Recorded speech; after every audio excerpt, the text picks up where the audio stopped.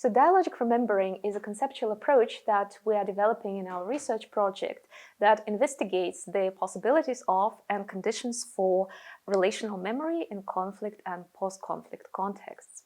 By relationality, we mean the ability of public memory not only to create unified communities, but also to make one step out of one's own shoes for a moment, to recognize and respect differences in remembering the same historical period, and eventually to interconnect diverging memories.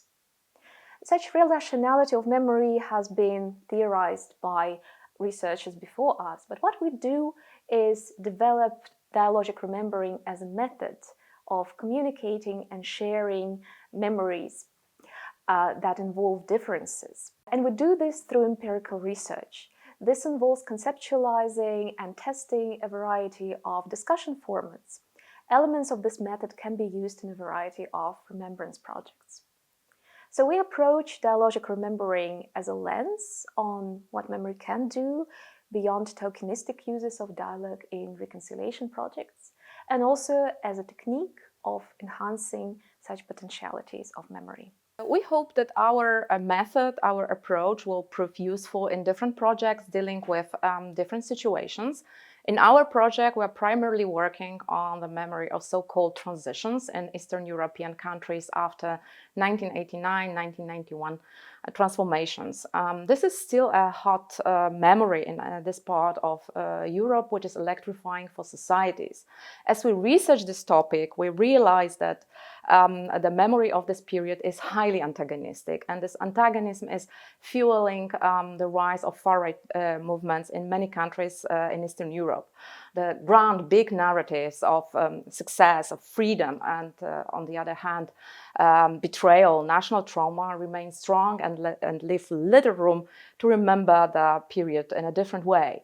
Memories are highly polarized, they are locked in national frameworks, resulting in the production of divided and disconnected publics. That's why our project asks two main questions. First, are there any ways to remember the period that address structural silences and engage people with different knowledges and memories of the transition? And second, can there be a method for people to talk about divergent past in a more relational way? So, as Ksenia and Agnieszka mentioned before, we work with memories of the so-called transition period in Germany and Poland, seeking to develop the concept of and a methodology for what we call dialogic remembering.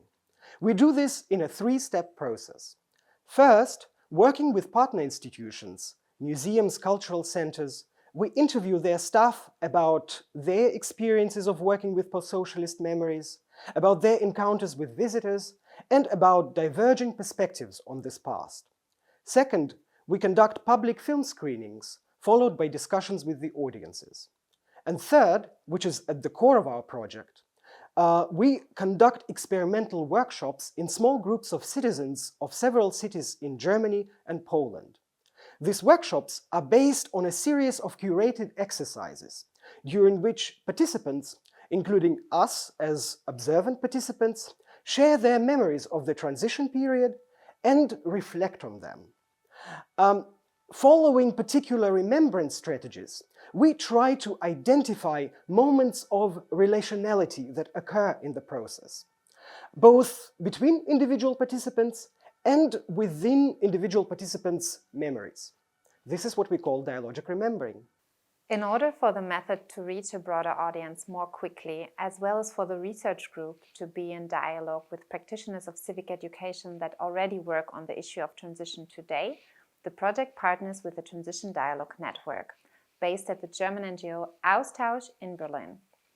Transition Dialogue provides expertise on how to teach transition, on how to work with contesting narratives with various audiences in formal as well as in non-formal education.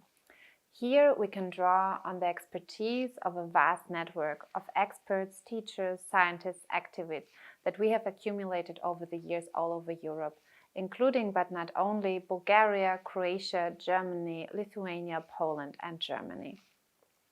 Together, we want to create a toolkit on dialogic remembering that we want to share with museums and other institutions.